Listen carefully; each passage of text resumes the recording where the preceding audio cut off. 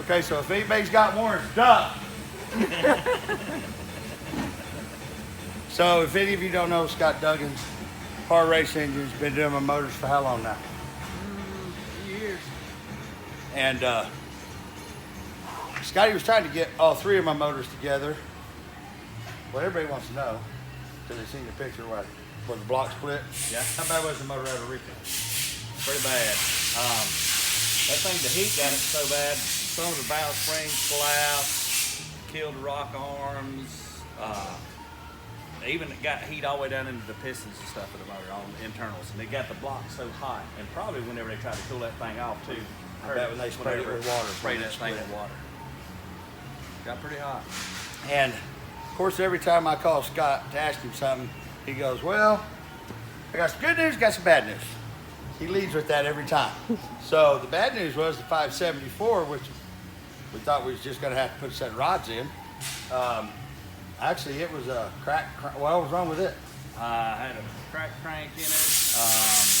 Needed pistons on that one also. Get checked when your pistons are for you. Got them a couple weeks there, pretty good. Went ahead and put rods and all in it also. So I had the 5-inch motor that we were going to use for a test motor. Of course, like everything else that I have. Scott said, "Hey, you got a problem with your block?" I said, "Of course we do."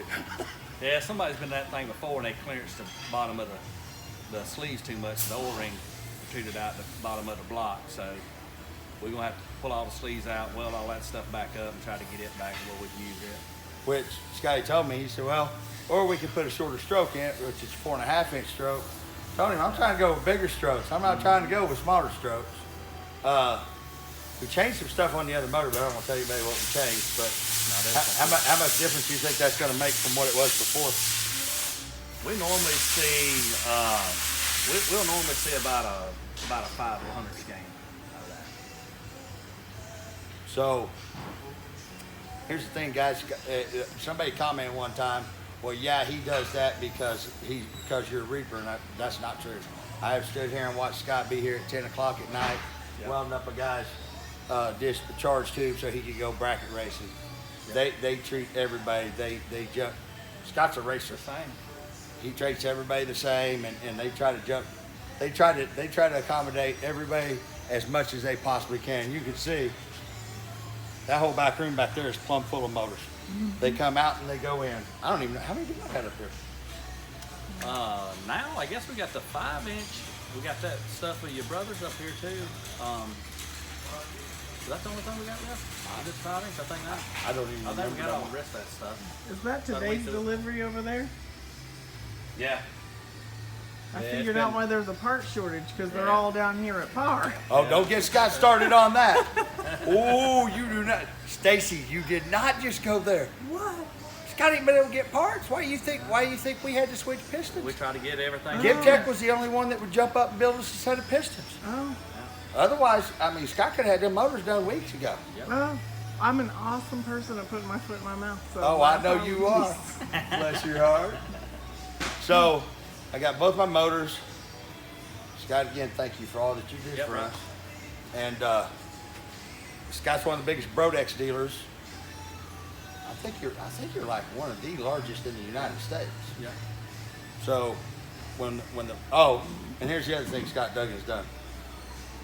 My block was cracked. I said, well, and everybody knows there's a shortage of everything. Scotty actually gave me the block out of his car that he was building his new motor. And so now I really can't lay him down because I got to go at least as fast as he does. He runs 380s. We'll see. That's right. I'll see if I can make that block go even faster. There we go. But there's a lot of you guys that don't know who Scott is. And every time they see that one guy up there, he goes, pointing at that sticker on about though. He goes, "That who built the motor?" I said, "Yeah." He goes, "What all do you know about them?" I said, "Tread lightly. If you fix to say something bad about that man, you better tread lightly. This was right over at Darlington." Yeah. He goes, "Oh no, no. You'd be hard pressed to find anybody that can say anything about Scott Douglas that's not good." Yeah, we try. From the first time I met him, when at the lot I blew 2 pistons and blew a hole through on the block, between the block and the head. And I brought that motor. Scott didn't know me. Scott don't watch no TV show. He didn't know who the hell I was, but he said, what do you need? And I said, we got to get to California, blah, blah, blah. Scott welded up that block, fixed that head, put pistons in it, and got us back on the road 2 or 3 days. Yeah. So, and I've been with him ever since. And when it comes to the big block Chevrolet, I don't think anybody makes more power than Scott does. He keeps trying to get me to go through this blow-through carburetor deal, and I told him I'm too tight with Holly. But I do have a 5-inch motor, and that's the one I really want to do that blow-through carburetor deal on. Even though Scott wants me to get away from the heads I run and run the headhunter heads, if I have a feeling they're going to change. They're going to change some stuff up in the rules next year, especially when they see how light this car is. So we might have to come up with a whole different plan for next year. We'll do it. Well, Scotty, thank you once again Yes, sir, for all brother. that you do, brother. Brother. We'd be screwed without Scott Duggins. We sure would.